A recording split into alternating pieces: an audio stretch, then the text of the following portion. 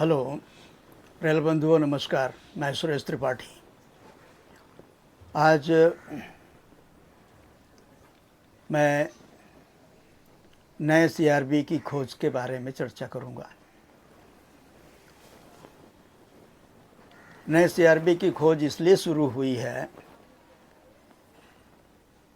क्योंकि वर्तमान सीआरबी श्रीमती जया वर्मा सिन्हा के किसी ट्रिब्यूनल में जाने की चर्चा चल रही है। हालांकि उनका कार्यकाल 31 अगस्त 2024 तक है, मगर जो घटनाएं इस दरमियान हुई हैं, जो लापरवाहियां इस दरमियान हुई हैं, पहले तो उनको तुरंत इस्तीफ़ा दे देना चाहिए था या सरकार को उनसे इस्तीफ़ा लेकर के AK मित्तल की तरह उनको भी बाहर कर देना चाहिए था, मगर नहीं किया गया। सेफ पैसेज दिया जा रहा है। खैर, अब जो नए सीआरबी की खोज शुरू हुई है उसमें 3 नाम सामने आ रहे हैं। पहला नाम है AK खंडेलवाल, जो मेंबर इंफ्रास्ट्रक्चर हैं। दूसरा नाम सतीश कुमार का है, जो रेलवे बोर्ड में member traction and rolling stock हैं। और तीसरा नाम जो चर्चा में आया है वह है साउथ ईस्टर्न रेलवे के general manager mister Anil Kumar Mishra का।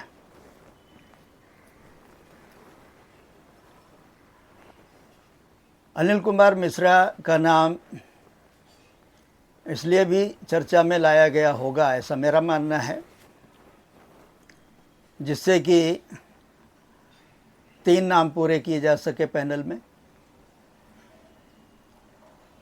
हालांकि सरकार का या रेल मंत्री का यह विशेषाधिकार है, वो जिसको चाहे उसको बनाए, मगर जिस तरह से इस सरकार ने, रेल मंत्री ने या रेल मंत्रियों ने एक्सटेंशन, रीएम्प्लॉयमेंट, रीएंगेजमेंट की जो गलत परिपाटी डाली और जिससे रेल की आज जो दुर्गति हुई है, उसको देखते हुए इस गलत नीति को, इस गलत परंपरा को, परिपाटी को तुरंत प्रभाव से समाप्त कर दिया जाना चाहिए।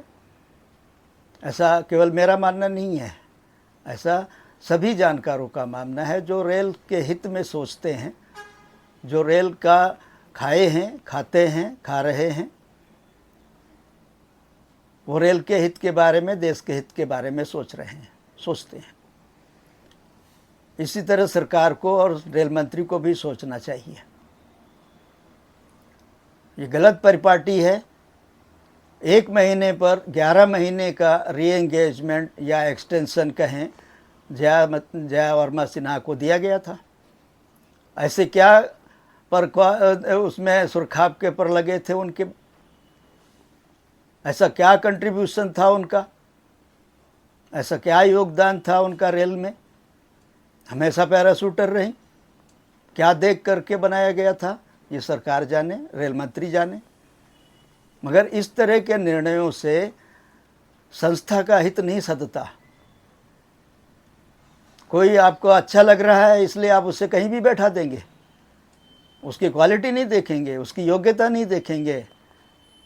खैर, ये बीती बात होने जा रही है, मगर अब वो गलती दोबारा नहीं दोहराई जाए, इसकी चिंता सभी को है। क्योंकि इस गलती ने, इस परिपाटी ने देश का बहुत अहित किया है, रेल का बहुत अहित किया है, रेल यात्रियों का बहुत अहित किया है, रेल कर्मचारियों का, अधिकारियों का बहुत अहित किया है। इसलिए ये गलत परिपाटी अब समाप्त होनी चाहिए। कम से कम 1-1.5 साल का जिसके पास कार्यकाल हो, योग्य हो, सक्षम हो, रेल के प्रति समर्पित हो, निजी हित साधने वाला ना हो, ऐसे अधिकारी को सीआरबी बनाया जाए। ये सभी रेल के स्टेक होल्डर्स का मानना है। चापलूसी, चमचागिरी करने वाले, निजी फंड इकट्ठा करने वालों को यह मौका ना दिया जाए, अन्यथा रेल मंत्री की जो छवि खराब होगी, जो गति होगी आगे, उसका अंदाज़ा नहीं लगाया जा सकता। क्योंकि जिस ढर्रे पर रेल चल पड़ी है उससे वो रसातल की तरफ ही जाने वाली है, अगर इसको अभी नहीं संभाला गया तो।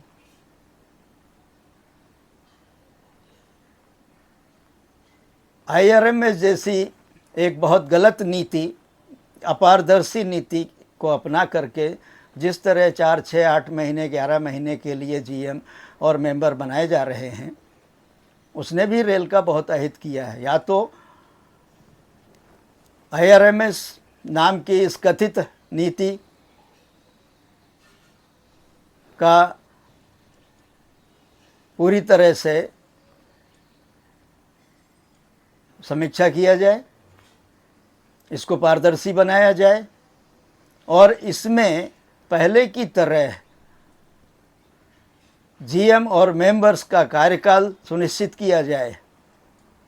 उतना टेन्योर, उतना कार्यकाल बाकी होने के बाद ही GM और मेंबर बनाए जाएं।